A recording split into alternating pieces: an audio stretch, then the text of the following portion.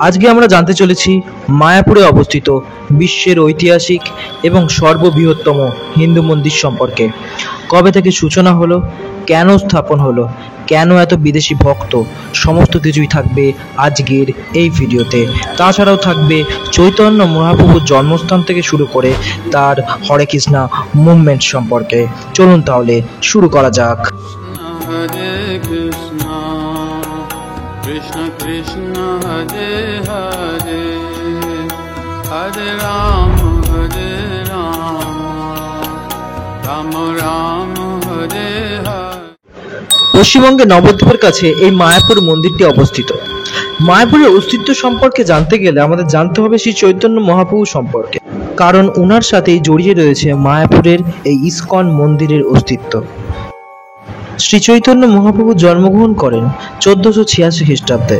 এই চৈতন্যকেই কৃষ্ণের অবতার বলেও মনে করা হয়ে থাকে।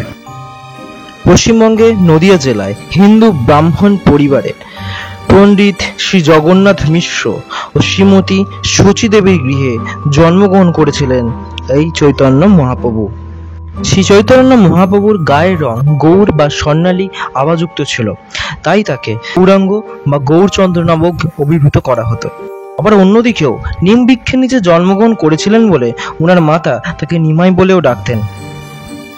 শ্রী চৈতন্য মহাপ্রভুর পিতার পিণ্ডদান করতে গিয়ে তিনি সাক্ষাৎ পান মন্ত্রদাতা গুরু স্বামী ঈশ্বরপুরীর নিকট তিনি শ্রী শ্রী গোপাল অষ্টাদশ স্বাক্ষর মহামন্ত্ররাজে দীক্ষা লাভ করেন। এই ঘটনার পর থেকেই নিতাইয়ের জীবনে গভীরভাবে পরিবর্তন লক্ষ্য করা যায় এবং তিনি কৃষ্ণ প্রেমের প্রতি আসক্ত হয়ে পড়েন।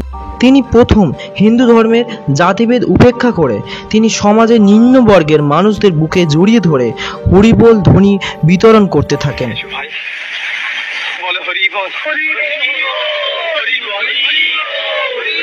এই মহামন্ত্রের ফলে অত্যাচারী জগাই ও মাথাইকে তিনি তার ভক্তি রূপে পরিণত করেন।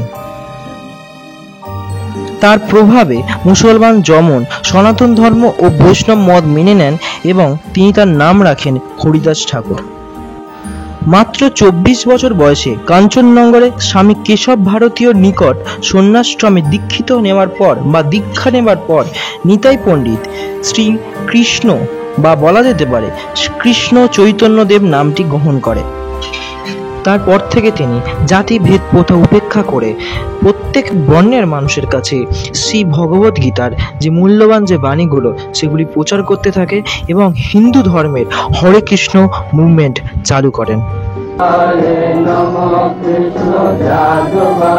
মায়াপুরের নামের পিছনেও একটা রহস্যময় ঘটনা আছে। এই মায়াপুর নামটা আগে মায়াপুর ছিল না, সর্বপ্রথম নাম ছিল হচ্ছে মিয়াপুর। পরবর্তী সময় ভক্তিবিনোদন ঠাকুরের আশীর্বাদে এবং তিনি প্রথম প্রমাণিত করেন যে এই স্থানে নিমাইয়ের জন্মস্থান বলে এবং তারপরেই তিনি নাম রাখেন Mayapur. Paragraphs from a poem by Bhaktivinoda Thakur, and if you're not familiar with him, please take the time. He was a wonderful 18th century poet, philosopher. Shri Chaitanya মহাপ্রভুর মানব প্রেম, মানব কল্যাণ এই সমস্ত জিনিস আরেকজনের মনে খুব গভীরভাবে দাগ কেটেছিলেন। তিনি আর কেউ নয়, অভয়াচরণ, যাকে আমরা চিনি স্বামী প্রভুপাদ নামে। 1896 সালে 1 সেপ্টেম্বর তিনি জন্মগ্রহণ করেন। তখনকার সময় কলকাতায় স্কটিশ চার্চ কলেজে লেখাপড়া করেন। সেই সময় ইংরেজি ও সংস্কৃত ভাষায় তিনি খুব দক্ষ ছিলেন। এত শিক্ষার পরেও জীবনের শান্তির খোঁজে তিনি 1959 সালে জীবনের সমস্ত কিছু ত্যাগ করে সন্ন্যাসী রূপে কাটাবার সিদ্ধান্ত গ্রহণ করেন। এই হিন্দু ধর্মকে বিশ্ব দরবারে প্রতিষ্ঠিত করবার জন্য 69 বয়সে তিনি 1965 সালে একটি কার্গো জাহাজে কলকাতা থেকে নিউ ইয়র্ক সিটিতে যাত্রা করেন। প্রধান লক্ষ্য এই ছিল যে শ্রীকৃষ্ণের ভগবত গীতার প্রত্যেকটি শ্লোকের মানে ইংরেজিতে ব্যাখ্যা করে প্রত্যেকটা সমাজের কাছে আমাদের হিন্দু ধর্মকে প্রতিষ্ঠিত করার জন্য এবং সেই সমস্ত দেশে নানা রকম মন্দির স্থাপন করা। হরে Krishna means addressing the energy of God. এই শ্রীকৃষ্ণের ভগবতের কথা এবং জীবনের সমস্ত ক্লান্তি দূর করার এই পন্থা আলফ্রেড ফোর্ড নামে একটি বিদেশি ব্যবসায়ীর মনে লাগে এবং তিনি ইসকন গঠনের জন্য বা ইসকন মন্দিরটি স্থাপনের জন্য $5 লাখ ডোনেট করে, যা ইন্ডিয়ান রুপিতে 4,17,65,725 টাকা।